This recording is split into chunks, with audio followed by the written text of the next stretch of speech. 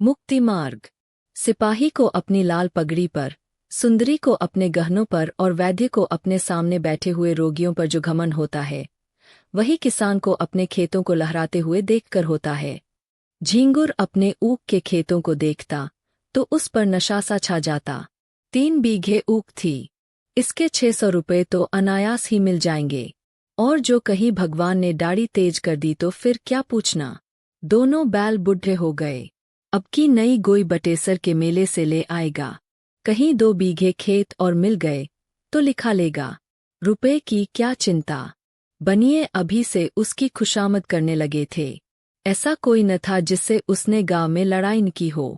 वह अपने आगे किसी को कुछ समझता ही न था। एक दिन संध्या के समय वह अपने बेटे को गोद में लिए मटर की फलियां तोड़ रहा था। इतने में उसे भेड़ों का एक झुंड अपनी तरफ आता दिखाई दिया। वह अपने मन में कहने लगा, इधर से भेड़ों के निकलने का रास्ता न था। क्या खेत की मेन पर से भेड़ों का झुंड नहीं जा सकता था? भेड़ों को इधर से लाने की क्या जरूरत? ये खेत को कुचलेंगी, चरेंगी। इसका डाढ़ कौन देगा? मालूम होता है बुद्धू गडेरिया है। बच्चा को घमंड हो गया है, तभी तो खेतों के बीच से भेड़े लिए चला आता है। जरा इसकी ढिठाई तो देखो। देख रहा है कि मैं खड़ा हूँ, फिर भी भेड़ों को लौटाता नहीं। कौन मेरे साथ कभी रियायत की है कि मैं इसकी मुरवत करूँ? अभी एक भेड़ा मोल मांगू तो 5 ही रुपए सुनावेगा। सारी दुनिया में 4 रुपए के कंबल बिकते हैं, पर यह 5 रुपए से नीचे की बात नहीं करता। इतने में भेड़े खेत के पास आ गई। झींगुर ने ललकार कर कहा, अरे ये भेड़ कहाँ लिए आते हो? बुद्धू नम्र भाव से बोला, महतो, डाढ़ पर से निकल जाएंगी। घूमकर जाऊंगा तो कोस भर का चक्कर पड़ेगा। झींगुर, तो तुम्हारा चक्कर बचाने के लिए अपने खेत क्यों कुचलवाऊं? डाढ़ ही पर से ले जाना है तो और खेतों के डाढ़ से क्यों नहीं ले गए? क्या मुझे कोई चूहड़ चमार समझ लिया है, या धन का घमंड हो गया है? लौटाओ इनको। बुद्धू, महतो, आज निकल जाने दो, फिर कभी इधर से आओ तो जो सजा चाहे देना। झींगुर, कह दिया कि लौटाओ इन्हें। अगर एक भेड़ भी मेड़ पर आई तो समझ लो तुम्हारी खैर नहीं। बुद्धू, महतो, अगर तुम्हारी एक बेल भी किसी भेड़ के पैरोंतले आ जाए तो मुझे बैठाकर 100 गालियां देना। बुद्धू बातें तो बड़ी नम्रता से कर रहा था, किंतु लौटाने में अपनी हेठी समझता था। उसने मन में सोचा, इसी तरह जराजरा धमकियों पर भेड़ों को लौटाने लगा तो फिर मैं भेड़े चरा चुका। आज लौट जाओ तो कल को कहीं निकलने का रास्ता ही न मिलेगा। सभी रोब जमाने लगेंगे। बुद्धू भी पोरा आदमी था। 12 कोड़ी भेड़ें थीं। उन्हें खेतों में बिठाने के लिए फी रात 8 आने कोड़ी मजदूरी मिलती थी। इसके उपरांत दूध बेचता था, ऊन के कंबल बनाता था। सोचने लगा, इतने गर्म हो रहे हैं, मेरा कर ही क्या लेंगे? कुछ इनका दबैल तो हूँ नहीं। भेड़ों ने जो हरी हरी पत्तियां देखीं तो अधीर हो गईं। खेत में घुस पड़ी। बुद्धू उन्हें डंडों से मार मार कर खेत के किनारे हटाता था और वे इधर उधर से निकलकर खेत में जा पड़ती थीं। झींगुर ने आग होकर कहा, तुम मुझसे हेकड़ी जताने चले हो, तुम्हारी सारी हेकड़ी निकाल दूंगा। बुद्धू, तुम्हें देखकर चौंकती है, तुम हट जाओ तो मैं सबको निकाल ले जाऊं। झींगुर ने लड़के को तो गोद से उतार दिया और अपना डंडा संभाल कर भेड़ों पर पिल पड़ा। धोबी भी इतनी निर्दयता से अपने गधे को न पीटता होगा। किसी भेड़ की टांग टूटी, किसी की कमर टूटी। सबने बेंबे का शोर मचाना शुरू किया। बुद्धू चुपचाप खड़ा अपनी सेना का विध्वंस अपनी आंखों से देखता रहा। वह न भेड़ों को हाँकता था, न झींगुर से कुछ कहता था, बस खड़ा तमाशा देखता रहा। 2 मिनट में झींगुर ने इस सेना को अपने अमानुषिक पराक्रम से मार भगाया। मेषदल का सहार करके विजयगर्व से बोला, अब सीधे चले जाओ, फिर इधर से आने का नाम न लेना। बुद्धू ने आहत भेड़ों की ओर देखते हुए कहा, झींगुर, तुमने यह अच्छा काम नहीं किया, पछताओगे। केले को काटना भी इतना आसान नहीं जितना किसान से बदला लेना। उसकी सारी कमाई खेतों में रहती है या खलिहानों में। कितनी ही दैविक और भौतिक आपदाओं के बाद कहीं अनाज घर में आता है, और जो कहीं इन आपदाओं के साथ विद्रोह ने भी संधि कर ली तो बेचारा किसान कहीं का नहीं रहता। झींगुर ने घर आकर दूसरों से इस संग्राम का वृत्तांत कहा तो लोग समझाने लगे, झींगुर, तुमने बड़ा अनर्थ किया, जानकर अनजान बनते हो। बुद्धू को जानते नहीं, कितना झगड़ालू आदमी है। अब भी कुछ नहीं बिगड़ा, जाकर उसे मना लो, नहीं तो तुम्हारे साथ सारे गांव पर आफत आ जाएगी। झींगुर की समझ में बात आई, पछताने लगा कि मैंने कहा सेखा उसे रोका। अगर भेड़ें थोड़ा बहुत चर ही जाती तो कौन मैं उजरा जाता था। वास्तव में हम किसानों का कल्याण दबे रहने में ही है। ईश्वर को भी हमारा सिर उठाकर चलना अच्छा नहीं लगता। जी तो बुद्धू के घर जाने को न चाहता था, किंतु दूसरों के आग्रह से मजबूर होकर चला। अगहन का महीना था, कोहरा पड़ रहा था, चारों ओर अंधकार छाया हुआ था। गांव से बाहर निकला ही था कि सहसा अपने ऊख के खेत की ओर अग्नि की ज्वाला देखकर चौंक पड़ा। छाती धड़कने लगी, खेत में आग लगी हुई थी।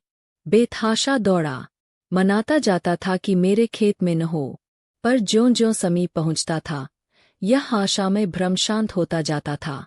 वह अनर्थ हो ही गया, जिसके निवारण के लिए वह घर से चला था। हत्यारे ने आग लगा ही दी और मेरे पीछे सारे गांव को चौपट किया। उसे ऐसा जान पड़ता था कि वह खेत आज बहुत समीप आ गया है, मानो बीच के परती खेतों का अस्तित्व ही नहीं रहा। अंत में जब वह खेत पर पहुंचा तो आग प्रचंड रूप धारण कर चुकी थी। झींगुर ने हाय हाय मचाना शुरू किया। गांव के लोग दौड़ पड़े और खेतों से अरहर के पौधे उखाड़कर आग को पीटने लगे। अग्निमान व संग्राम का भीषण दृश्य उपस्थित हो गया। एक पहर तक हाहाकार मचा रहा, कभी एक प्रबल होता था, कभी दूसरा।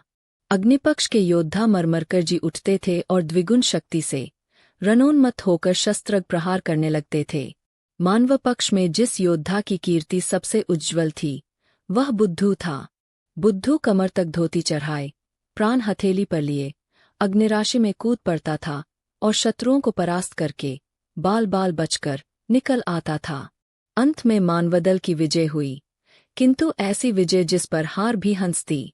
गांवभर की ऊख जलकर भस्म हो गई और ऊख के साथ सारी अभिलाषाएं भी भस्म हो गईं। आग किसने लगाई यह खुला हुआ भेद था, पर किसी को कहने का साहस न था। कोई सबूत नहीं, प्रमाणहीन तर्क का मूल्य ही क्या। झींगुर को घर से निकलना मुश्किल हो गया। जिधर जाता ताने सुनने पड़ते। लोग प्रत्यक्ष कहते थे, यह आग तुमने लगवाई, तुम ही ने हमारा सर्वनाश किया, तुम ही मारे घमंड के धरती पर पैर न रखते थे। आपके आप गए, अपने साथ गांवभर को डुबो दिया। बुद्धू को न छेड़ते तो आज क्यों यह दिन देखना पड़ता। झींगुर को अपनी बर्बादी का इतना दुख न था जितना शीत का प्रकोप हुआ और सारा गांव खांसी बुखार में ग्रस्त हो गया। और यह सारी विपत्ति झींगुर की करनी थी अभागे, हत्यारे झींगुर की। झींगुर ने सोचते सोचते निश्चय किया कि बुद्धू की दशा भी अपनी ही सी बनाऊंगा। उसके कारण मेरा सर्वनाश हो गया और चैन की बंशी बजा रहा है, मैं भी उसका सर्वनाश करूंगा। जिस दिन इस घातक कलह का बीजारोपण हुआ, उसी दिन से बुद्धू ने इधर आना छोड़ दिया था। झींगुर ने उससे रबतजब बढ़ाना शुरू किया। वह बुद्धू को दिखाना चाहता था कि तुम्हारे ऊपर मुझे बिल्कुल संदेह नहीं है। एक दिन कंबल लेने के बहाने गया, फिर दूध लेने के बहाने गया। बुद्धू उसका खूब आदर सत्कार करता। चिलम तो आदमी दुश्मन को भी पिला देता है, वह उसे बिना दूध और शरबत पिलाए न आने देता। झींगुर आजकल एक सन लपेटने वाली कल में मजदूरी करने जाया करता था। बहुधा कई कई दिनों की मजदूरी इकट्ठी मिलती थी। बुद्धू ही की तत्परता से झींगुर का रोजाना खर्च चलता था। अतएव झींगुर ने खूब रबतजब बढ़ा लिया। एक दिन बुद्धू ने पूछा, क्यों झींगुर, अगर अपनी ऊख जलाने वाले को पा जाओ तो क्या करो, सच कहना। झींगुर ने गंभीर भाव से कहा, मैं उससे कहूँ, भैया तुमने जो कुछ किया बहुत अच्छा किया, मेरा घमंड तोड़ दिया, मुझे आदमी बना दिया। बुद्धू, मैं जो तुम्हारी जगह होता तो बिना उसका घर जलाए न मानता। झींगुर, 4 दिन की जिंदगानी में बैर विरोध बढ़ाने से क्या फायदा है, मैं तो बर्बाद हुआ ही, अब उसे बर्बाद करके क्या पाऊंगा। बुद्धू, बस यही आदमी का धर्म है, पर भाई क्रोध के बस में होकर बुद्धि उल्टी हो जाती है। फागुन का महीना था, किसान ऊख बोने के लिए खेतों को तैयार कर रहे थे। बुद्धू का बाजार गर्म था। भेड़ों की लूट मची हुई थी। 2-4 आदमी नित्य द्वार पर खड़े खुशामदीद किया करते। बुद्धू किसी से सीधे मुंह बात न करता। भेड़ रखने की फीस दूनी कर दी थी। अगर कोई एतराज करता तो बेलाग कहता, तो भैया भेड़े तुम्हारे गले तो नहीं लगाता हूँ। जी न चाहे मत रखो, लेकिन मैंने जो कह दिया है उससे एक कौड़ी भी कम नहीं हो सकती। गर्ज थी। लोग इस रुखाई पर भी उसे घेरे ही रहते थे, मानो पंडे किसी यात्री के पीछे हों। लक्ष्मी का आकार तो बहुत बड़ा नहीं, और वह भी समयानुसार छोटा बड़ा होता रहता है। यहाँ तक कि कभी वह अपना विराट आकार समेटकर उसे कागज के चंद अक्षरों में छिपा लेती है। कभी कभी मनुष्य की जिह्वा पर जा बैठती है, आकार का लोप हो जाता है, किंतु उनके रहने को बहुत स्थान की जरूरत होती है। वह आई और घर भरने लगा। छोटे घर में उनसे नहीं रहा जाता। बुद्धू का घर भी भरने लगा। द्वार पर बरामदा डाला गया। 2 की जगह 6 कोठरियां बनवाई गईं। यूं कहिए कि मकान नए सिरे से बनने लगा।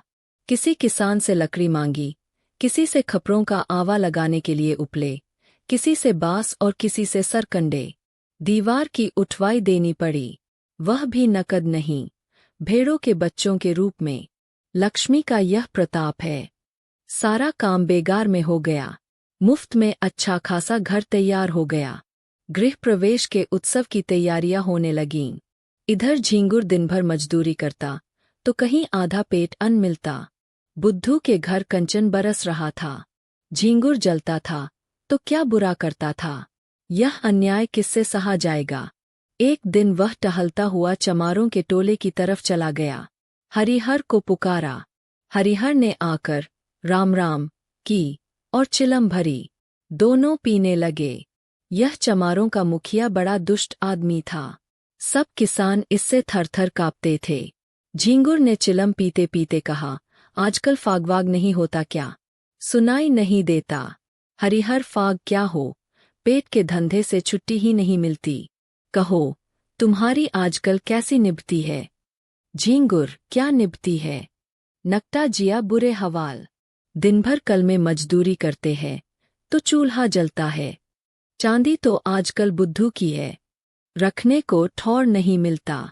नया घर बना, भेड़े और ली है। अब गृह प्रवेश की धूम है। 7 गांव में सुपारी जाएगी। हरिहर लक्ष्मी मैया आती है, तो आदमी की आंखों में सील आ जाता है। पर उसको देखो, धरती पर पैर नहीं रखता। बोलता है, तो ऐंठ ही कर बोलता है। झींगुर क्यों न ऐंठे, इस गांव में कौन है उसकी टक्कर का। पर यार, यह अनीति तो नहीं देखी जाती। भगवान दे, तो सिर झुकाकर चलना चाहिए। यह नहीं कि अपने बराबर किसी को समझे ही नहीं। उसकी डींग सुनता हूँ, तो बदन में आग लग जाती है। कल का बानी आज का सेठ, चला है हमी से अकड़ने। अभी कल लंगोटी लगाए खेतों में कौए हंकाया करता था, आज उसका आसमान में दिया जलता है। हरिहर कहो, तो कुछ उद्योग करूं। झींगुर, क्या करोगे? इसी डर से तो वह गाय भैंस नहीं पालता। हरिहर, भेड़े तो है। झींगुर, क्या? बगुला मारे पकना हाथ। हरिहर, फिर तुम ही सोचो। झींगुर, ऐसी जुगुत निकालो कि फिर पनपने न पावे। इसके बाद फुसफुस करके बातें होने लगीं। वह एक रहस्य है कि भलाइयों में जितना द्वेष होता है, बुराइयों में उतना ही प्रेम। विद्वान विद्वान को देखकर, साधु साधु को देखकर और कवि कवि को देखकर जलता है। एक दूसरे की सूरत नहीं देखना चाहता, पर जुआरी जुआरी को देखकर, शराबी शराबी को देखकर, चोर चोर को देखकर सहानुभूति दिखाता है, सहायता करता है। एक पंडित जी अगर अंधेरे में ठोकर खाकर गिर पड़े, तो दूसरे पंडित जी उन्हें उठाने के बदले 2 ठोकरें और लगाएंगे कि वह फिर उठ ही न सकें। पर एक चोर पर आफत आई देख दूसरा चोर उसकी मदद करता है। बुराई से सब घृणा करते हैं, इसलिए बुरों में परस्पर प्रेम होता है। भलाई की सारा संसार प्रशंसा करता है, इसलिए भलों से विरोध होता है। चोर को मारकर चोर क्या पाएगा? घृणा। विद्वान का अपमान करके विद्वान क्या पाएगा? यश। झींगुर और हरिहर ने सलाह कर ली। षड्यंत्र रचने की विधि सोची गई। उसका स्वरूप, समय और क्रम ठीक किया गया। झींगुर चला तो अकड़ा जाता था। मार लिया दुश्मन को, अब कहा जाता है। दूसरे दिन झींगुर काम पर जाने लगा तो पहले बुद्धू के घर पहुंचा। बुद्धू ने पूछा, क्यों, आज नहीं गए क्या? झींगुर, जा तो रहा हूं। तुमसे यही कहने आया था कि मेरी बचिया को अपनी भेड़ों के साथ क्यों नहीं चरा दिया करते। बेचारी खूंटे से बंधी बंधी मरी जाती है। न घास न चारा, क्या खिलाए? बुद्धू, भैया, मैं गाय भैंस नहीं रखता। चमारों को जानते हो, एक ही हत्यारे होते हैं। इसी हरिहर ने मेरी 2 गौएं मार डालीं। न जाने क्या खिला देता है। तब से कान पकड़े कि अब गाय भैंस न पालूंगा। लेकिन तुम्हारी एक ही बचिया है, उसका कोई क्या करेगा? जब चाहो पहुंचा दो। यह कहकर बुद्धू अपने गृहोत्सव का सामान उसे दिखाने लगा। घी, शक्कर, मैदा, तरकारी सब मंगा रखा था। केवल सत्यनारायण की कथा की देर थी। झींगुर की आंखें खुल गईं। ऐसी तैयारी न उसने स्वयं कभी की थी और न किसी को करते देखी थी। मजदूरी करके घर लौटा तो सबसे पहला काम जो उसने किया वह अपनी बचिया को बुद्धू के घर पहुंचाना था। उसी रात को बुद्धू के यहाँ सत्यनारायण की कथा हुई। ब्रह्मभोज भी किया गया। सारी रात विप्रों का आगत स्वागत करते गुजरी। भेड़ों के झुंड में जाने का अवकाश ही न मिला। प्रातःकाल भोजन करके उठा ही था, क्योंकि रात का भोजन सवेरे मिला, कि एक आदमी ने आकर खबर दी, बुद्धू, तुम यहाँ बैठे हो, उधर भेड़ों में बचिया मरी पड़ी है। भले आदमी, उसकी पघिया भी नहीं खोली थी। बुद्धू ने सुना और मानो ठोकर लग गई। झींगुर भी भोजन करके वहीं बैठा था। बोला, हाय हाय, मेरी बचिया, चलो जरा देखूं तो, मैंने तो पघिया नहीं लगाई थी। उसे भेड़ों में पहुंचाकर अपने घर चला गया। तुमने यह पघिया कब लगा दी? बुद्धू, भगवान जाने, जो मैंने उसकी पघिया देखी भी हो। मैं तो तब से भेड़ों में गया ही नहीं। झींगुर, जाते न तो पघिया कौन लगा देता? गए होगे, याद न आती होगी। एक ब्राह्मण, मरी तो भेड़ों में ही न। दुनिया तो यही कहेगी कि बुद्धू की असावधानी से उसकी मृत्यु हुई, पघिया किसी की हो। हरिहर, मैंने कल सांझ को इन्हें भेड़ों में बचिया को बांधते देखा था। बुद्धू, मुझे? हरिहर, तुम नहीं, लाठी कंधे पर रखे बचिया को बांध रहे थे। बुद्धू, बड़ा सच्चा है तू। तूने मुझे बचिया को बांधते देखा था। हरिहर, तुम मुझ पर काहे बिगड़ते हो भाई? तुमने नहीं बांधी। नहीं सही। ब्राह्मण, इसका निश्चय करना होगा। गोहत्या का प्रायश्चित करना पड़ेगा। कुछ हंसी ठट्ठा है। झींगुर, महाराज, कुछ जानबूझकर तो बांधी नहीं। ब्राह्मण, इससे क्या होता है? हत्या इसी तरह लगती है। कोई गऊ को मारने नहीं जाता। झींगुर, हाँ, गऊओं को खोलना बांधना है तो जोखिम का काम। ब्राह्मण, शास्त्रों में इसे महापाप कहा है। गऊ की हत्या ब्राह्मण की हत्या से कम नहीं। झींगुर, हाँ, फिर गऊ तो ठहरी ही। इसी से न इनका मान होता है। जो माता सो गऊ। लेकिन महाराज, चूक हो गई। कुछ ऐसा कीजिए कि थोड़े में बेचारा निपट जाए। बुद्धू खड़ा सुन रहा था कि अनायास मेरे सिर हत्या मरी जा रही है। झींगुर की कूटनीति भी समझ रहा था।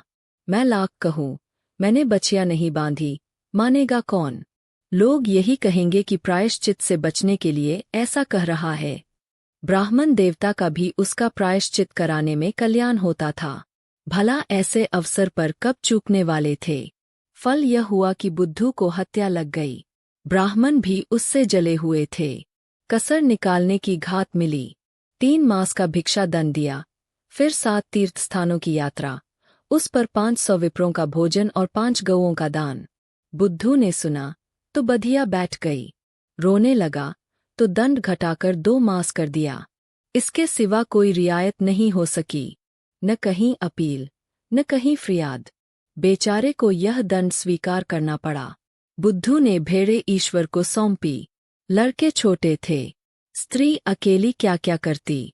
गरीब जाकर द्वारों पर खड़ा होता और मुंह छिपाए हुए कहता, गाय की बाछी दिया बनवास। भिक्षा तो मिल जाती, किंतु भिक्षा के साथ 2-4 कठोर अपमानजनक शब्द भी सुनने पड़ते। दिन को जो कुछ पाता वही शाम को किसी पेड़ के नीचे बनाकर खा लेता और वहीं पड़े रहता। कष्ट की तो उसे परवाह न थी। भेड़ों के साथ दिन भर चलता ही था, पेड़ के नीचे सोता ही था। भोजन भी इससे कुछ ही अच्छा मिलता था, पर लज्जा थी भिक्षा मांगने की। विशेष करके जब कोई कर्कशा यह व्यंग्य कर देती थी कि रोटी कमाने का अच्छा रंग निकाला है, तो उसे हार्दिक वेदना होती थी। पर करे क्या। 2 महीने के बाद वह घर लौटा। बाल बड़े हुए थे, दुर्बल इतना मानो 60 वर्ष का बूढ़ा हो। तीर्थयात्रा के लिए रुपयों का प्रबंध करना था। गडरियों को कौन महाजन कृज दे। भेड़ों का भरोसा क्या। कभी कभी रोग फैलता है तो रात भर में दल का दल साफ हो जाता है। उस पर जेठ का महीना, जब भेड़ों से कोई आमदनी होने की आशा नहीं, एक तेली राजी भी हुआ तो 2 रुपए ब्याज पर। 8 महीने में ब्याज मूल के बराबर हो जाएगा। यहाँ कर्ज लेने की हिम्मत न पड़ी। इधर 2 महीनों में कितनी ही भेड़ें चोरी चली गई थीं। लड़के चराने ले जाते थे। दूसरे गांव वाले चुपके से 1-2 भेड़ें किसी खेत या घर में छिपा देते और पीछे मारकर खा जाते। लड़के बेचारे एक तो पकड़ न सकते, और जो देख भी लेते तो लड़े क्यों कर। सारा गांव एक हो जाता। 1 महीने में तो भेड़ें आधी भी न रहेंगी। बड़ी विकट समस्या थी। विवश होकर बुद्धू ने एक बूचड़ को बुलाया और सब भेड़ें उसके हाथ बेच डालीं। 500 रुपये हाथ लगे। उसमें से 200 रुपये लेकर तीर्थयात्रा करने गया। शेष रुपये ब्रह्मभोज आदि के लिए छोड़ गया। बुद्धू के जाने पर उसके घर में 2 बार सेंध लगी, पर यह कुशल हुई कि जगहट हो जाने के कारण रुपये बच गए। सावन का महीना था। चारों ओर हरियाली छाई हुई थी। झींगुर के बैल न थे। खेत बटाई पर दे दिए थे। बुद्धू प्रायश्चित से निवृत्त हो गया था और उसके साथ ही माया के फंदे से भी। न झींगुर के पास कुछ था, न बुद्धू के पास। कौन किससे जलता और किस लिए जलता। सन की कल बंद हो जाने के कारण झींगुर अब बेलदारी का काम करता था। शहर में एक विशाल धर्मशाला बन रही थी। हजारों मजदूर काम करते थे। झींगुर भी उन्हीं में था। 7वें दिन मजदूरी के पैसे लेकर घर आता था और रात भर रहकर सवेरे फिर चला जाता था। बुद्धू भी मजदूरी की टोह में यहीं पहुंचा। जमादार ने देखा दुर्बल आदमी है, कठिन काम तो इससे हो न सकेगा। कारीगरों को गारा देने के लिए रख लिया। बुद्धू सिर पर तसला रखे गारा लेने गया तो झींगुर को देखा। राम राम हुई। झींगुर ने गारा भर दिया। बुद्धू उठा लाया। दिन भर दोनों चुपचाप अपना अपना काम करते रहे। संध्या समय झींगुर ने पूछा, कुछ बनाओगे? बुद्धू, नहीं तो खाऊंगा क्या। झींगुर, मैं तो 1 जून चबैना कर लेता हूँ। इस जून सत्तू पर काट देता हूँ। कौन झंझट करे। बुद्धू, इधर उधर लकड़ियाँ पड़ी हुई है, बटोर लाओ। आटा मैं घर से लेता आया हूँ। घर ही पिसवा लिया था। यहाँ तो बड़ा महंगा मिलता है। इसी पत्थर की चट्टान पर आटा गूंधे लेता हूँ। तुम तो मेरा बनाया खाओगे नहीं, इसलिए तुम ही रोटियां सेंको, मैं बना दूंगा। झींगुर, तवा भी तो नहीं है। बुद्धू, तवे बहुत है। यही गारे का तसला मांझे लेता हूँ। आग जली, आटा गूंधा गया। झींगुर ने कच्ची पक्की रोटियां बनाई। बुद्धू पानी लाया। दोनों ने लाल मिर्च और नमक से रोटियां खाई। फिर चिलम भरी गई। दोनों आदमी पत्थर की सिलों पर लेटे और चिलम पीने लगे। बुद्धू ने कहा, तुम्हारी ऊख में आग मैंने लगाई थी। झींगुर ने विनोद के भाव से कहा, जानता हूँ। थोड़ी देर बाद झींगुर बोला, बछिया मैंने ही बांधी थी और हरिहर ने उसे कुछ खिला दिया था। बुद्धू ने भी वैसे ही भाव से कहा, जानता हूँ। फिर दोनों सो गए।